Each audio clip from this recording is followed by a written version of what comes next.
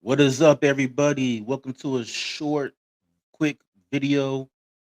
This is Ant. I am one half of Mike and Ant, and I'm just gonna do a quick 5 minute clip, real quick, discussing the trade that went down yesterday between the New York Giants and the Cincinnati Bengals. So the New York Giants, they traded Dexter Lawrence to the Cincinnati Bengals. The Bengals are giving up their first round pick for Thursday's NFL draft, which is 10th overall. So now the Giants have the fifth and the 10th pick. So the Giants got two picks in the top 10. And the reason why they traded Dexter Lawrence is because they had an issue. Dexter Lawrence has 1 year left on his deal. He wanted more money. He wanted more money that the Giants were willing to pay. And so, and since they couldn't come up with an agreement on a contract extension, the Giants just decided to trade him away. And I think it was kind of mutual. I think Dexter Lawrence is ready to leave New York, so he goes to Cincinnati. I think the as far as who wins the trade, I think the Giants win the trade because now they have two picks in the top 10. Not Jim Harbaugh, John Harbaugh. He says he loves Jeremiah Love, and it's actually funny because Mike on the podcast a couple weeks ago, actually not even a couple weeks ago, it's been like a month now since we've done this thing. But Mike, last time we were recorded, though, Mike did say that he thought Jeremiah Love would be perfect on the Giants, and I said that even though I kind of agreed, but like they do got Cam Scatterbo, but it looks like they might be heading in that direction, so they could take Jeremiah Love fifth, and they would see what to do the 10th pick. Maybe get Jackson Dart, another receiver. The rumors are that they might in the latest mock draft they have the Giants taking Jeremiah Love fifth, and then Jordan Tyson 10th. So we'll see how that works out. Or they could take Makai Lemon, even though a lot of people still have him going. I think 12th to the Jets, but maybe the Giants scoop up and get him. Even though Jordan Tyson is a pretty good wide receiver in his own right, his player comp is Terry McLaurin. So Terry McLaurin is more of a position. I mean, excuse me, a possession receiver.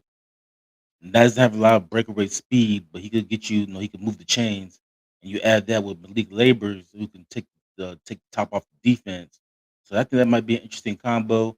Or they can get Makai Lemon, have him play like the slot receiver, as he's more on the shorter side. You think he's like 5'10".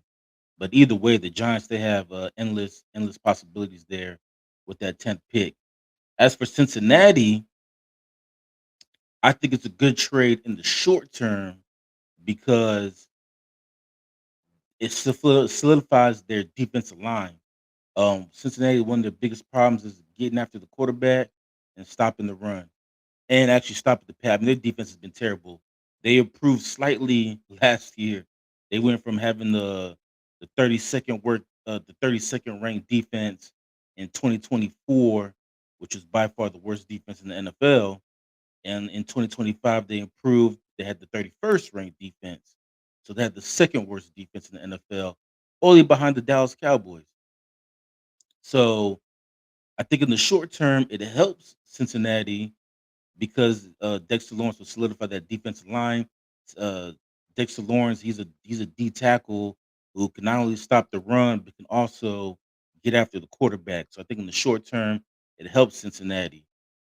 My question for the Bengals is A, I think they overpaid. I wouldn't have given up the 10th overall pick in this year's draft. And then B, the reason why he got out of New York is because he wanted more money. And we all know that Mike Brown, the owner of the Cincinnati Bengals, is the cheapest owner in all of sports.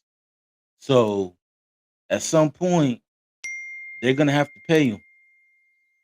And so I don't understand the trade in Cincinnati's point of view because you have an owner who's cheap and you got a guy who wants more money. So at some point, the chickens come home to roost, as they say, and they're gonna have to pay this guy. And so in the short term, great trade. Long term, we'll see what happens. But um, that is it for right now. Once again, make sure you scan that QR code to my right and type in Mob Squad 508 and you get 10% off on all your Doobie Energy orders. Mike and I, we will be on either later on today or tomorrow. We have a lot of things to catch up on. Like I said, it's been a whole month since we recorded any content, but I just want to get this out of the way. Make sure you follow us on X slash Twitter. For Mike, it is Mob Squad 508. For me, it's Expecta underscore Ant. My Twitter handle is right underneath my name, and also too, it's floating on the bottom of the screen.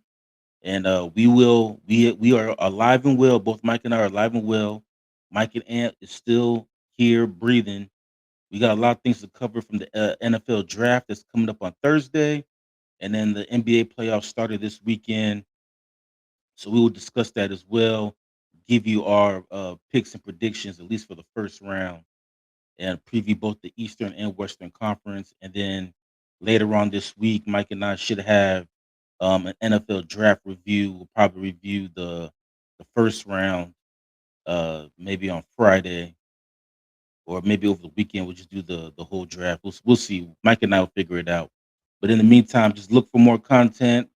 We have not gone anywhere. I know it's been a whole month since we released anything, but I appreciate you guys staying patient with us. And in the meantime, I am out. Peace.